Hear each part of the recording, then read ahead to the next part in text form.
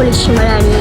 Nama saya Sachin Analaki Piasangka dari Milih Berita TV3 di Sri Pentas.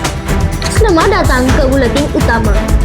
Malam ini, saat kami membawakan liputan berita yang paling komprehensif, paling tepat dan paling sahih untuk anda semua. Kami sudah bersedia dengan barisan laporan eksklusif dan analisis mendalam dari seluruh pelosok tanah air dan serta perkembangan antarabangsa. Pastikan anda terus kekal bersama kami sepanjang jam ini untuk mengetahui segala perkembangan yang di sekeliling kita. Sila tumpukan perhatian anda kerana segalanya bermula sekarang. Mari kita mulakan. Sibu Kamis, Kejohanan Sukan Tahunan Sekolah Menengah Kebangsaan ditulis telah berlangsung pada 27 dan 28 Jun 2026. Yang lalu, Kejohanan Sukan Tahunan ini telah dirasmikan oleh Pengawal Pelajaran Daerah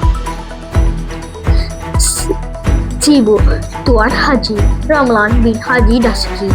Dalam kejohanan ini, Rumah Merah yang juga merupakan johan 2 tahun berturut-turut sekali lagi menjadi juara tempat kedua disandang oleh Rumah Kenyalang, sementara tempat ketiga disandang oleh Rumah Raja Wali Anugerah Olahragawan Harapan.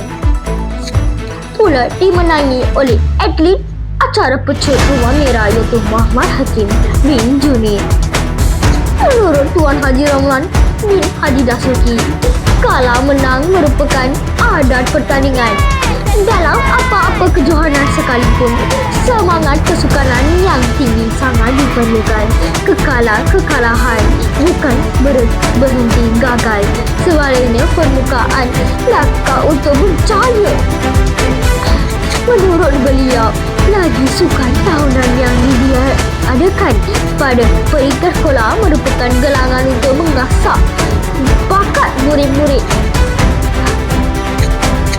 dalam kelak melahirkan atlet yang mampu mengharumkan nama negara pada masa hadapan. Beliau juga berharap agar semua murid dapat menjayakan acara sukan dengan cemerlang bekerja dan dalam pasukan apabila terlibat dalam acara berkumpulan. Sebelum acara sukan bermula, acara pembarisan yang disertai oleh semua kontingen murid beruniform dan pasukan daripada semua rumah sukan membuka tirai persembahan.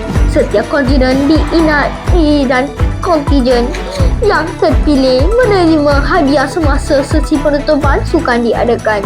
Hanya beberapa acara balapan dipertandingkan memandangkan banyak acara telah disampurnakan. Sebelum itu, dalam pertandingan yang diadakan seminggu lebih awal, cuaca yang cerah memasukkan kejohanan berlangsung dengan jayanya. Selain cara sukan yang dipertandingkan, diadakan juga pelbagai jawatan ringan yang dikenali oleh pihak kantin dan komunitas sekolah. Kejohanan sukan tahunan ini diakhiri dengan acara penyampaian hadiah kepada pemenang diikuti dengan acara penyerahan bendera. Kejohanan kepada pengetua sekolah, para atlet yang berjaya dan sukan kali ini terpilih untuk mewakili sekolah pada peringkat daerah dan kebangsaan. Sekian, terima kasih.